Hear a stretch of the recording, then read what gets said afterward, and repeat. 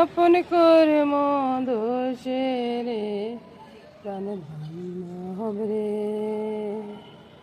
দাও দেখা দয়া, দাও দেখা দয়া গো, আসিতে হলে মই যাইতে হবে, এই না ভবের মাজারে। প্রাণ পাখি মোরে পলয়া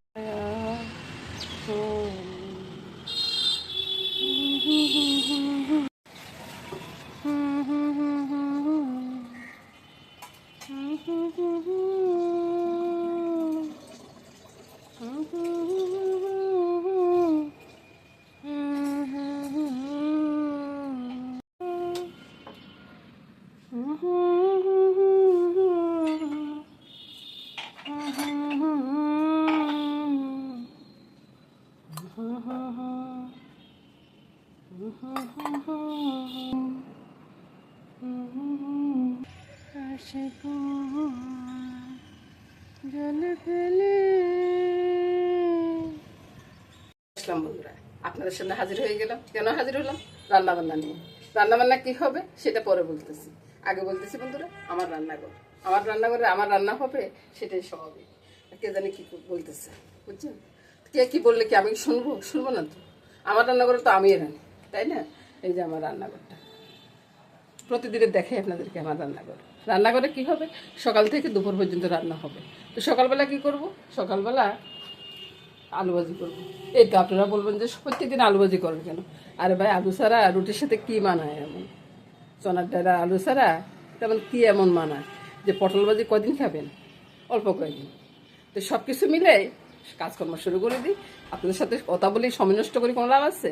তো চলুন যাই, রান্নাটা শুরু করি। ভাইফেনের তেলটা দিয়ে দিলাম, ডালটা সিদ্ধ হয়ে গেছে, বুঝছেন? ডালে শুধু ফোড়ন টোড়ন সব হয়ে গেছে, ডালে শুধু আর একটু ম্যাশ করে একটু বরফ তুলে নিলে ডালটা রান্না হয়ে যাবে। ওই যে আলুর তরকারি কি দিচ্ছি, পুরনে একটা গোটা লঙ্কা দিয়ে দিলাম, আর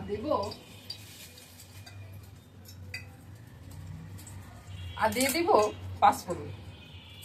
পাঁচফোড়নটা ফুটে উঠলে তারপরে দিয়ে দিব কি, রসুন আর পেঁয়াজ। এটা আপনারা চিন্তা করবেন যে পাঁচফোড়নের সাথে রসুন পেঁয়াজ যায় রে ভাই, রান্না করতে জানলে সবকিছু যায়, বুঝছেন? এই তো ফোড়নটা ফুটে উঠছে, এবার রসুন পেঁয়াজটা দিয়ে দিই, একটু লাল লাল করে ভেজে ফেলি, বুঝছেন? রসুন পেঁয়াজটা একটু ভাজা ভাজা হয়ে গেছে, এবার কি করবো, আলুগুলো ছেড়ে দেবো।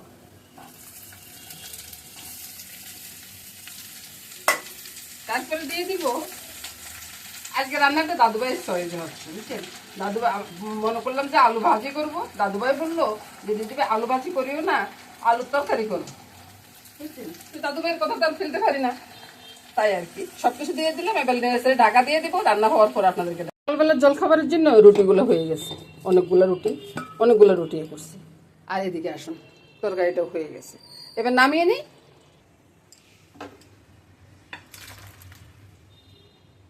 খাবার সেরে দুপুরবেলার রান্নাটা চলে আসলাম। দুপুরবেলার রান্নাটা কি হবে সেটা একবার দেখে নেন। আর রান্নাটা অনেক সুন্দর একটা রান্না হবে। কি দেখতেছেন? ভেন্ডি বা ঢেঁড়স, যেটাই বলুন, আমরা তো ঢেঁড়সও বলি। তো ঢেঁড়সটা আগে কেটে নিই, তারপরে আপনাদেরকে দেখাই। আর ঢেঁড়সের সাথে কি যাবে? শস্য, নারকেল, তারপরে কাঁচা লঙ্কা, জিরা, এগুলো পেস্ট করে নিই, সবকিছু গোছগাছ করে নিই, তারপরে আপনাদেরকে দেখাই। ভেন্ডিগুলোকে এদিকে রেখে শুধু কোন মুখটা কেটে তেলে ছেড়ে একটু ভাজা হয়ে যায়। এটা আমি দিব পরে, এটা একবার ধুয়ে রেখেছি, বুঝছেন? তারপর এগুলো এভাবে ভাজে নিই, তারপর আপনাকে দেখ ঢেঁড়সের দিকে একটু নুন চেপে দিয়ে দিব। হলুদ এখন আর দিলাম না, হলুদ তো পরে দেবো, ওই জন্য নেড়ে চেড়ে বেশটা ভাজিয়ে নিলাম। তারপরে যে বাটিতে আমি ভাপাটা দিব, সে বাটিতে আমি একবার কড়া করে ভাজবো না, বন্ধুরা, এভাবে একটু কম করে ভাজবেন, দেখবেন যে আপনাদের ভাপাটা ভীষণ সুন্দর হবে। আর এবার বাটিগুলো ছেড়ে দেবো, সবগুলো একটু করে ভেজে নেব। শস্য, নারকেল, জিরা, কাঁচা লঙ্কা পেস্ট করে নিয়েছি। এখানে আমি নুন, হলুদ, সামান্য একটু চিনি দিয়ে দিচ্ছি। এটাকে মিশিয়ে নেব, বুঝতেছেন তো বন্ধুরা? ওটা শর্টকাট হয়ে যাচ্ছে না? অনেক শর্টকাট হয়ে যাচ্ছে। এই রান্নাটা যে একবার খাবে সে প্রেমে পড়ে যায়। তেল সমেত আমি ভেন্ডিগুলো ঢেলে দিলাম, বুঝছেন? আপনারা চাইলে এরপরে তো আপনারা একটু মেখে নিতে পারেন, যেমন ভেন্ডিগুলো ঢেলে দিলেন এখানে, তারপরে একটু সুবিধা হবে আর কি। তারপরে এই যে বাটা মশলাটা সব কিছু তো দেওয়াই আছে, এখানে ছেড়ে দিলাম। ছেড়ে দিয়ে এবার ভালো করে মেখে নিব, বুঝছেন? একবার যতটা পারি ততটা একবার ভালো করে মেখে নেব। আর বাড়িতে মাখতে আমার একটু কষ্ট হইতো, বুঝছেন? তো আমি এভাবে সবগুলো মেখে নিলাম। মেখে নিয়ে এবার একটু তেল ছড়াবো উপর থেকে, একটু সর্ষে তেল দিব। আজকে এ তরকারিটা আমি খাবো না, তাই আমি তেল ছড়াইতে আমার কোনো অসুবিধা নেই, মানে সর্ষের তেলটা আর কি দিতে আমার কোনো অসুবিধা নেই। এবার বাটিতে নিয়ে নিচ্ছি, বাটিতে নিয়ে বাফাটা দেবো। কড়াইতে একটু জল দিয়ে বসিয়ে দিলাম। আর এদিকে দেখুন ওই যে জারটা ধুয়ে একটু সামান্য করে একটু জল দিয়ে দেব। তারপরে সর্ষের তেল,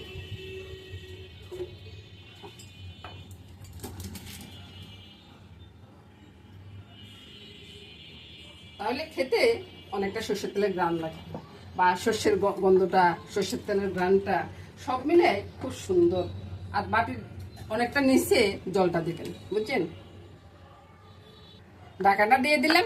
হওয়ার পরে আপনাদেরকে সুন্দর করে দেখিয়ে দেবো যে কত সুন্দর একটা তরকারি। এটা দিয়ে গরম গরম ভাতের সাথে কি যে মজা লাগে খেতে।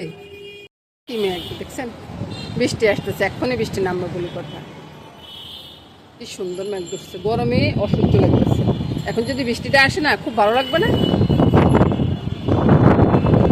অনেক বাতাস, অনেক বাতাস। দিনের বেলা এত অন্ধকার হয়েছে আমার নিজেরা দেখা যাচ্ছে না, বুঝছেন? যে বৃষ্টি আসতেছে। মাছ দিলাম, নুন হলুদটা দিয়ে দিলাম, একটা তেজপাতা দিলাম। এবার ভালো করে মেখে নিই, তারপরে একটু তেল দিয়ে দিছি। তো বন্ধুরা ওইদিকে তো ঢেঁড়স ভাপাটা হচ্ছে, এদিকে মাছটা রান্না করে ফেলি। এভাবে রান্না করলে না রান্নাটা তাড়াতাড়ি হয়ে যায় আর দেরি হয় না। মাছগুলো ছেড়ে দিই, মাছগুলো ছেড়ে দিই, কিন্তু এদিকে উল্টানো পাল্টানো কোনো ব্যাপার নেই, বুঝছেন? তারপর নুন হলুদটা দিয়ে দিব, একটু গুলে দিব। নুন হলুদ লঙ্কার গুঁড়া আর জিরার গুঁড়া, এটা গুলে নিই, বুঝছেন?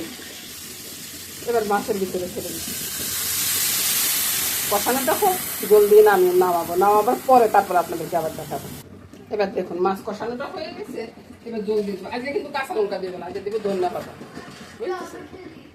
একটু মাখো মাখো হবে, একবারে যে ঝোল ডুব করবে এরকম হবে না, আবার একবারে যে শুকনা তাও হবে না। এবার ধনিয়া পাতাটা দিয়ে মাছটা নামিয়ে নেব। এবার নামানোর পরে মাছের ঝোলটা দেখুন কত সুন্দর হয়েছে না? ঢাকাটাও দিয়ে দেখুন এবার কত সুন্দর ঢেঁড়স বাবাটা হয়ে গেছে। একটু নেড়ে ছেড়ে দিই, তারপরে নামিয়ে আপনাদেরকে দেখাচ্ছি। আর যদি শিল্পটা বেটে করতাম না, এটার মতো টেস্টি আর কিছু হইতো না। এমনিও যে টেস্ট লাগবে না তা না, কিন্তু এমনিও অনেক টেস্ট লাগবে। এবার নামিয়ে তারপর দেখাই। কি দারুণ, কি দারুণ, কি দারুণ! এরকম একটা তরকারি হইলে কত দারুণ লাগবে খেতে, গরম গরম ভাতের সাথে। চলে আসুন বন্ধুরা, দুপুরবেলা হয়ে যাক না। এবার ভাত নিয়ে বসে পড়বো, বাস খেয়ে দিয়ে নিয়ে। এবার দেখুন আজকের রান্না বান্না। এদিকে ঢেঁড়স বাফাটা আছে, ঢেঁড়স বা ভেন্ডি যেটাই বলুন। এদিকে মাছটা আছে, মাছের ঝোল। তারপরে এদিকে ডালটা আছে। এটা নিয়ে আজকে রান্না বান্নাটা শেষ করে দিলাম বন্ধুরা। নমস্কার বন্ধুরা, সবাই ভালো থাকুন, সুস্থ থাকুন, সুন্দর থাকুন বন্ধুরা। আর টাটা বাই বাই বলে চলে যাচ্ছি, আগামী দিন আবার দেখা হবে।